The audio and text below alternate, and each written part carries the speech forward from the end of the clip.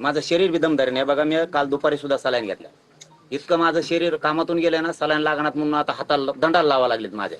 हे माझ्या दंडाला लावा लागले आता, इकडं कुठं लागणार म्हणून. मी तुम्हाला खरं सांगतो, मला माझ्यात लढायची पण क्षमता नाही राहिली, इतकं माझं शरीर खचून गेलंय. मी शेवटचं टेकणार आहे आता त्या दिवशी, कारण 3 वर्ष पूर्ण होते. माझी ऐकण्याची क्षमता नाही राहिली सरकारचं बी. मला तुम्हाला बोलायचं पण नाहीये. मला तुम्हाला नाव बी नाही ठेवायचं, ना शिंदे साहेबाला ठेवायचंय, ना अजितदादांना ठेवायचं, ना तुम्हाला ठेवायचं, ना फडणवीस साहेबाला ठेवायचं, ना विखे पाटलाला. मी आता हे शेवटचं 29 ऑगस्टला फायनल उपोषण आंदोलन करणार आहे. त्याच्यात जे व्हायचं असेल ते होईल. नसता त्याच्यात तुम्ही मात्र मराठ्यांच्या लेकराच्या डोळ्याचे अश्रू पुसा. नसता मला सहनच होत नाही आता. हे अधिकारी लाबाडकी करतात का कोण करतात मला काहीच माहित नाही. मला काहीच कळत नाही. तुम्हाला जर माझा बळीच पाहिजे असेल ना, तुम्ही 29 ऑगस्टला घेऊन टाका. मला नाही सहन होत आता. मी तळतळीने बोलतोय तुमच्याकडे, तळमळीने नव्हतं. माझं शरीरच दम धरायला तयार नाही. आणि मला या समाजाचं काय दुःख सहन व्हाय नाही. माझ्या समाजाचं कोणी वाटून घेतो. आम्हाला नुसतं मंत्रिमंडळ द्यायचंय तर काय राव विरोध चाललाय तिथं मंत्र्याचा, त्या ओबीसीच्या 2-3. तुम्हाला ओबीसी मंत्रालय दिलं राव, मला माहित होत नाही असं थोडं आहे. मराठ्याला काय करायचं म्हणे ओबीसी मंत्रालयाचं, त्यांना आहे ना उपसमिती. मग तुम्हाला नाही का बावनकुळे साहेबाच्या अध्यक्षतेखाली उपसमिती? का जळता यार तुम्ही? तुम्हाला काय घ्यायचं घ्या, तुम्हाला हजारो करोड रुपये घ्या ना, आम्ही कोण नाही म्हणतो. माझ्या लेकराला का रोखता तुम्ही? आम्हाला नाही का अधिकार प्राप्त? त्यामुळे मला ना माझी लढायची सुद्धा क्षमता नाही राहिली. आता पश्चिम महाराष्ट्रात गेलो मी.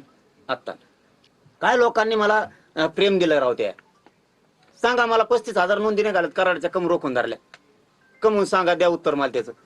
मी संतोष पाटील साहेबाला बोललो, कलेक्टर साहेबाला, मॅडमला बोललो, विभागीय आयुक्तांना, देतो उद्या. 8 दिवस उलटून गेले. कधी का देणार नाहीत राव तुम्ही? आमचे ऍडमिशन आहेत राव. ते आता आवश्याचे लोक आलेत. कुठे रे? चाकूरचे, लातूर. 7 महिने झाले नोंदी सापडले. दाखवू द्या, बघू द्या, लाड बोल बघू द्या. मी किती तळमळीन करतोय का, मी सरकारला कमवून बोलतोय का मुद्दाम बोलतोय? मुडीच येत राव. या मुडीच्या तरी द्या ना, मुडी लिपीच्या तरी देणार राव तुम्ही.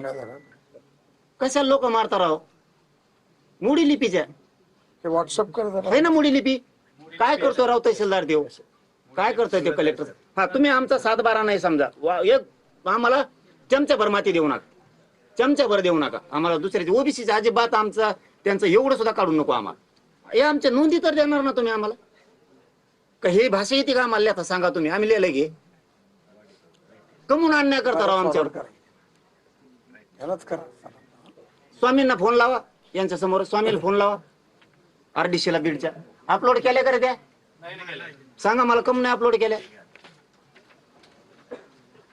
मी आणखी ना बावनकुळे साहेबाला मीडियात घेतलं नाही बरं का. इमानदार माणूस आहे तो, काम करतोय म्हणून. त्यांनी फोन करून सांगितलंय ते अपलोड केल्या, नोंदी उडवा म्हणून. काय राव तुम्ही? तुमच्या भरोश्यावर मी गप बसलो. त्या दिवशी बावनकुळे साहेबांनी फोन लावला, घेऊन टाक म्हणून. तर त्यांनी डबल फोन करून काय सांगितलं की ते म्हणे ते घे म्हणलेत, पण पुन्हा सांगितलं तसंच राहून दे म्हणून. म्हणजे बावनकुळे साहेब आमच्या मुळावर उठले का असं म्हणायचं? मग आता काय ह्या मुडी लिपी? हा, आम्ही लिहिल्या करू, आम्हाला येत आहे का मुडी लिपी लिहिता? काय बीडचं काय चाललेलं आहे? कशामुळं बरं? हे नोंदी साहेब लाडभाऊ, ह्या नोंदी 5-7 आहेत. 5-7 आहेत. हा, घर आहेत 200 अंबुरे आडनावाचे. 200 माणसं आहेत, 1700 त्या गावात. केलं 1700 लेकराचं वाटलं आमच्या तुम्ही? का तुम्हाला सरकार मधला ना आमच्यात तुम्हाला नक्की दंगल लावायची का अधिकाऱ्याला? किंवा देवेंद्र फडणवीस साहेब जर प्रेम दाखवत असले मराठ्यावर, तुम्हाला दिसून द्यायचं नाही का? असं काही आहे का? मग आमचा उपसमितीचा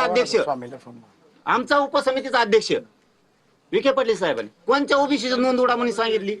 का असं वागायला लागले मग बावनकुळे साहेब? बावनकुळे साहेबाला साहेबच म्हणतोय मी आणखीन बी, कारण त्यांनी 2-3 कामं समाजातले चांगले केले. त्यांच्याशी तुमचं बोलणं आलं तर मी बोललो. ते म्हणाले बिलकुल माझे असे आदेश नाहीत. मी तात्काळ तुमच्याशी पण ते बोलणार. काय वाटलं करायचंय? मी तरीही त्यांना माझ्याकडे त्यांचं पत्र आलंय तरी मी ते व्हायरल केलं नाही, करणार नाही. का की मला त्या माणसाला आणखीन बदनाम नाही करायचं. मला वाटतं तो माणूस चांगला जातपात बघणारा नाहीये. हे पहिल्यांदा मीडिया समोर बोलणार आहे मी. पण वाटलं होत असलं मला समाजापेक्षा मोठं कोण? तुमचं वाटलं होत असलं तर मी का बघाव? कोणचा मराठा मानतो मग मी तुम्हाला? मी जर तुम्हाला मराठा म्हणून मानतो आणि इथं बोलवतोय आणि तुमचं माझ्या डोळ्यात एक वाटलं व्हायला लागलं कोणचा मराठा आहे हो मी कसं बघू राव?